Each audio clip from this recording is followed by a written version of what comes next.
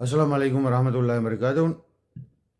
ನಾನು doctor Mir H ಅಂತ. ನಾನು ಒಂದು diabetologist, infectious diseases specialist, general physician ಮತ್ತು ಜನರಲ್ ಪ್ರಾಕ್ಟೀಷನರ್, ಮೆಡಿಕೇರ್ ಕ್ಲಿನಿಕ್ ಸಾಯಿಲ್ 1920 ಇಂಥ HSR ಲೇಔಟ್, ಬೆಂಗಳೂರು, ಕರ್ನಾಟಕ ರಾಜ್ಯ, ಭಾರತ ದೇಶದಿಂದ. ನಾನಿವತ್ತು ಚರ್ಚೆ ಮಾಡೋದು ಒಂದು ಗುಂಪಿನ ಪೇಷಂಟ್ಸು. ಅವ್ರಿಗೇನು ತೊಂದರೆ ಇದೆ ಅಂದರೆ, ಅವರಿಗೆಲ್ಲ ಲೈಂಗಿಕವಾಗಿ ಹರಡುವ ಸೋಂಕುಗಳು, ಕಾಯಿಲೆಗಳು ಬಂದಿವೆ. ಅಂದರೆ ಲೈಂಗಿಕ ಆ, ಯಾವುದೋ ಸಂಬಂಧದಿಂದ ಹರಡುವ ರೋಗಗಳು ಬಂದಿವೆ. ಇದರಲ್ಲಿ ಸಾಮಾನ್ಯವಾಗಿ ಎಲ್ಲರಿಗಿಂತ ಮುಖ್ಯವಾಗಿರೋದು HIV, ಅದಕ್ಕೆ ಏಡ್ಸ್ ಅಂತಲೂ ಕರೀತಾರೆ, ಮತ್ತು ಹೆಪಟೈಟಿಸ್ B ಅಂತ ಕರೀತಾರೆ.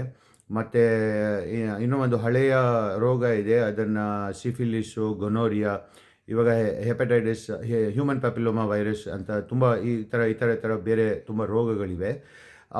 ನಾವು ಹಿಸ್ಟ್ರಿ ಪರೀಕ್ಷೆ ತೊಗೊಂಡಿದ್ದಾಗ ಅವ್ರು ಏನು ಹೇಳ್ತಾರೆ ಅಂದರೆ, ಅವರು ಒಂದು ಕಾಲವರೆಗೆ 25 ವಯಸ್ಸುವರೆಗೆ ಅವರು ಯಾವುದೂ ಲೈಂಗಿಕ ಸಂಬಂಧ ಇರಲಿಲ್ಲ, ಅವ್ರದ್ದು ಯಾವುದೂ ಸಂಬಂಧನೇ ಇರಲಿಲ್ಲ.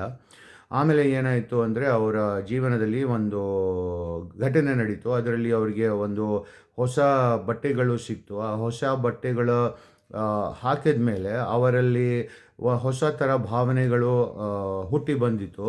ಯಾವ ಥರ ಭಾವನೆಗಳಂದರೆ, ಇದಕ್ಕೆ ಇಂಗ್ಲೀಷ್ನಲ್ಲಿ ಒಂದು ತುಂಬ ಶಕ್ತಿಶಾಲಿಯಾದ ಭಾವನೆ, ಲೈಂಗಿಕ ಸಂಬಂಧ ಮಾಡೋದಕ್ಕೆ, ತುಂಬ ಶಕ್ತಿಶಾಲಿ ಭಾವನೆ ಕಳ್ತನ ಮಾಡೋದಕ್ಕೆ, ತುಂಬ ಶಕ್ತಿಶಾಲಿ ಭಾವನೆ ಹಿಂಸೆ ಮಾಡೋದಕ್ಕೆ, ತುಂಬ ಶಕ್ತಿಶಾಲಿ ಭಾವನೆ ಊಟ ಮಾಡೋದಕ್ಕೆ, ಈ ಥರ ತುಂಬ ಹೊಸ ತುಂಬ ಶಕ್ತಿಶಾಲಿ ಭಾವನೆ. ಯಾವ ಭಾವನೆ ಅಂದರೆ, ಆ ಭಾವನೆಗೆ ಅವರು ಅವರ ಮಿತಿಯಲ್ಲಿ ಇಟ್ಕೊಳ್ಳೋಕ್ಕಾಗಲ್ಲ. ಆ ಥರ ಶಕ್ತಿಶಾಲಿ ಭಾವನೆಗಳು ಉಂಟಿದ ಮೇಲೆ ಅವರು ಒಂದು ಸಂಬಂಧದಲ್ಲಿ ಇದ್ದರು. ಆ ಸಂಬಂಧ ಒಂದು ಕಾಲಕ್ಕೆ ನಡೀತು. ಆ ಕಾಲ ಆದಮೇಲೆ ಆ ಸಂಬಂಧ ಮುಗೀತು. ಮತ್ತು ಆ ಎಲ್ಲ ಬಟ್ಟೆ ವಾಪಸ್ ಮಾಡಿದ ಮೇಲೆ ತಿರ್ಗಾ ಅವರು ಮೊದಲು ಹೆಂಗೆ ಜೀವನ ಮಾಡ್ತಾಯಿದ್ರು ಆ ಥರ ಜೀವನ ಶುರು ಮಾಡಿದ್ರು. ಬಟ್ ನಮ್ಮ ಕ್ಲಿನಿಕ್ಗೆ ಬಂದು ನಾವು ಮೆಡಿಕಲ್ ಎಕ್ಸಾಮಿನೇಷನ್ ಮಾಡಿದಾಗ ನಮಗೇನು ಗೊತ್ತಾಯಿತು ಅಂದರೆ, ಅವರು ತುಂಬ ಲೈಂಗಿಕವಾಗಿ ಹರಡುವ ಸೋಂಕುಗಳು, ಕಾಯಿಲೆಗಳು ಅವರಿಗೆ ಬಂದಿದೆ. ಇದರಿಂದ ಅವರ ಜೀವನ ತುಂಬ ಗಂಭೀರವಾದ ಪರಿಸ್ಥಿತಿಯಲ್ಲಿ ಹೊರಟೋಗ್ಬಿಟ್ಟಿದೆ.